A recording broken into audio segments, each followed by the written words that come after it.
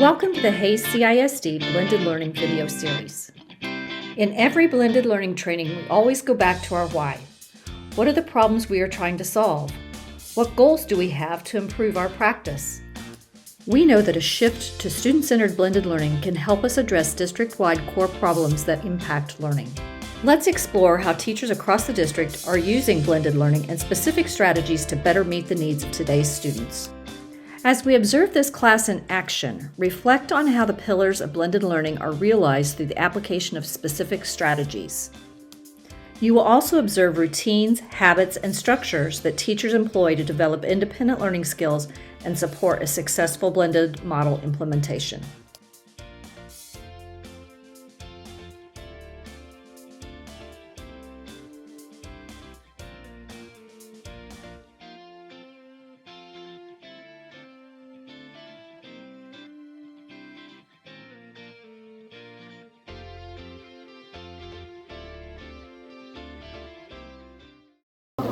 We got ready to start. Bro, I literally solved it before you. I said it was not. Yeah, but you did say what the correct answer was. I said the correct answer was free. It's different. You said it was wrong, didn't I'm good. I know. Good job, Ellie. Going to good girls, it's MBN. That's it. No. All right, Ace of Diamonds, can you explain how you got the answer? What's the correct answer? We chose C.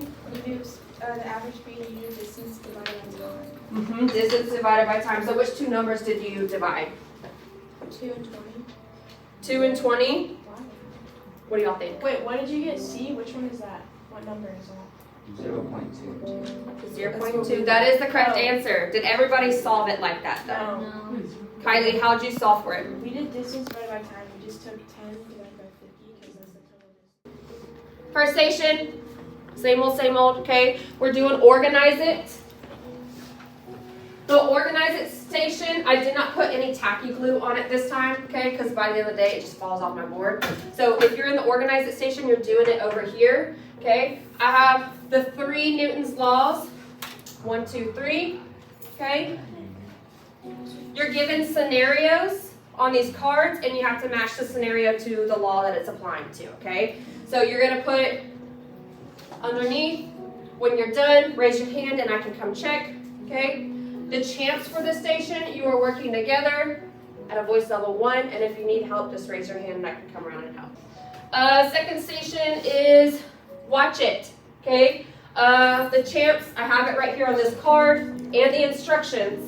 It is also in Schoology, okay? For Watch It this week, or also known as the video playlist, what you're gonna do, go to stations.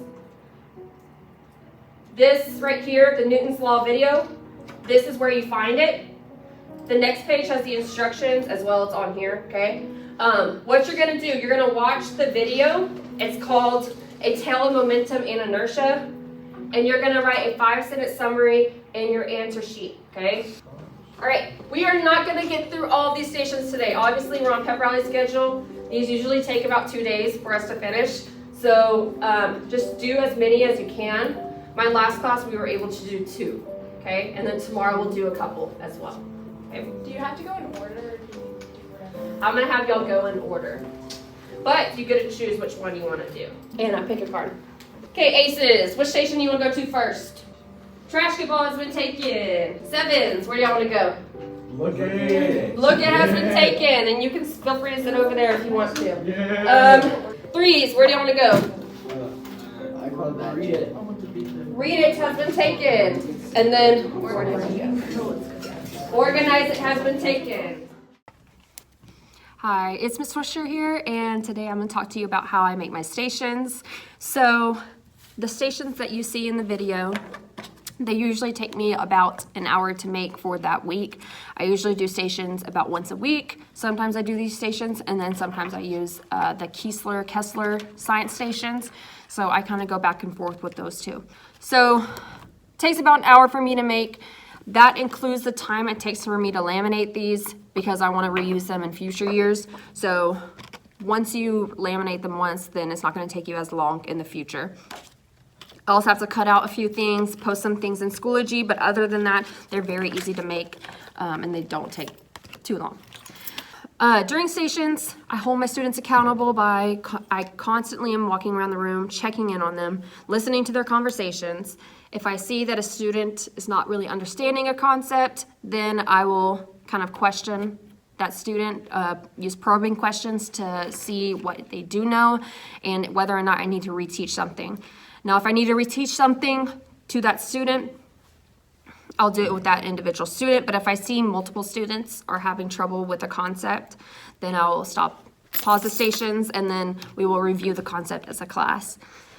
I also go around, and once a group has finished one station, I will check that station for them, give them immediate feedback, and if they get everything right, then I use an expo marker and I draw a tally mark on their desk, and then once they get 3 tally marks on their desk, I use a punch card system in my classroom, so when they get 3 tally marks, then they get 1 punch in their punch card, and I usually have 6 total stations, so 6 tally marks, they get 2 punches in their punch card.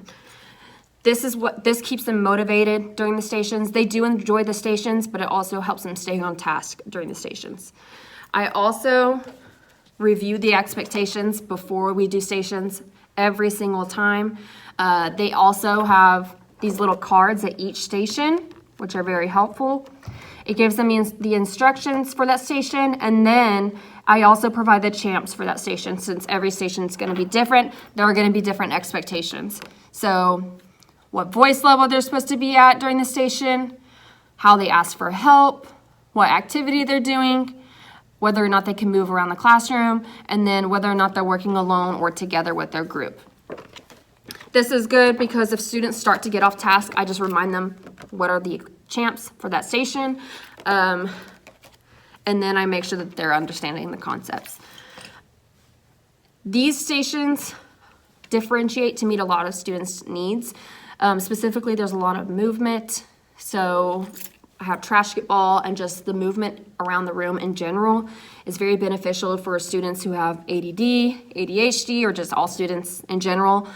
It's also very enjoyable and engaging for all the students. They enjoy doing these stations, and that's one of the biggest things. If you create stations or download stations where they're not very interesting to the students, they're not going to want to do them, and then they're not going to stay on task. But if you build stations that relate to the students, that they enjoy, then it's going to benefit them in the long run.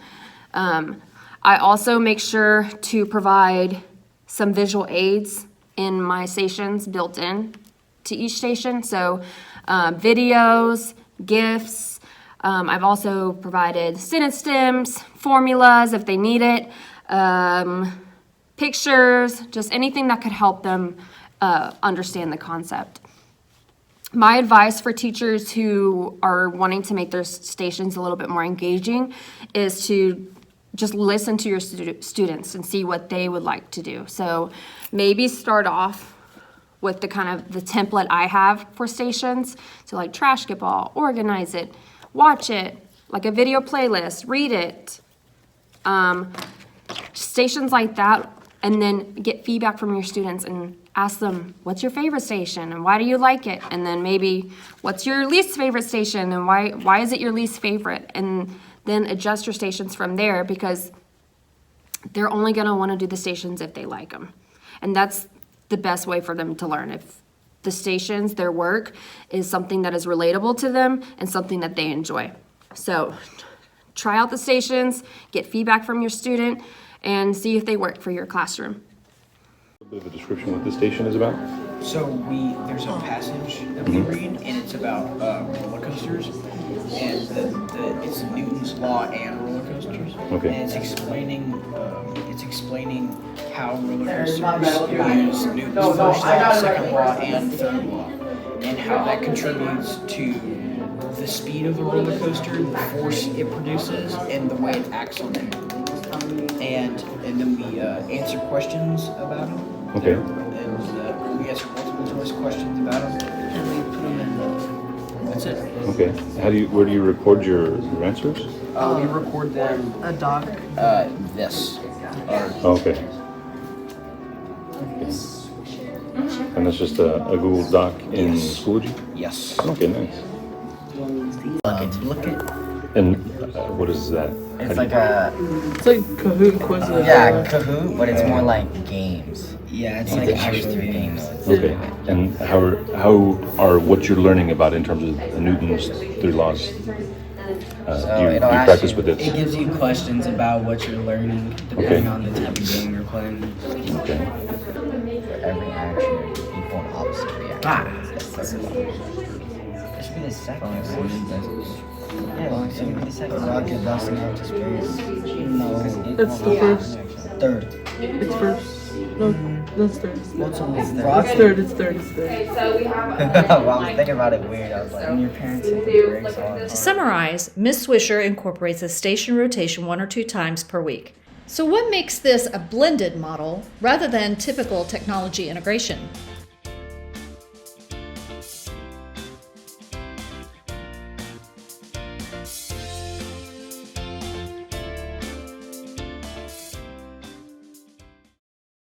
Some teachers utilize stations, but that alone does not make it a blended model.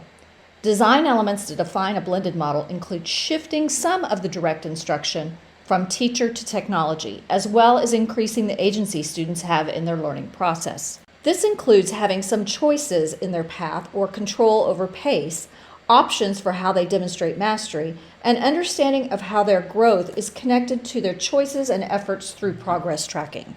The technology is not supplemental, but at the core of shifting the learning from a teacher-centered model to a student-centered model. The learning modalities, whether online or offline, are connected in intentional ways. Successful independent learning in a blended model requires strong organization and routines. Ms. Swisher has routines for starting class, student accountability, progress tracking and differentiation, and behavior. She also has established routines for navigation and use of Schoology, which increases efficiency and maximizes learning time. Her strategies in this example support several blended learning pillars, including relationships and student agency. She adjusts the level of rigor of content and questions based on the student needs and intentionally designs station activities to make them relevant and engaging to students.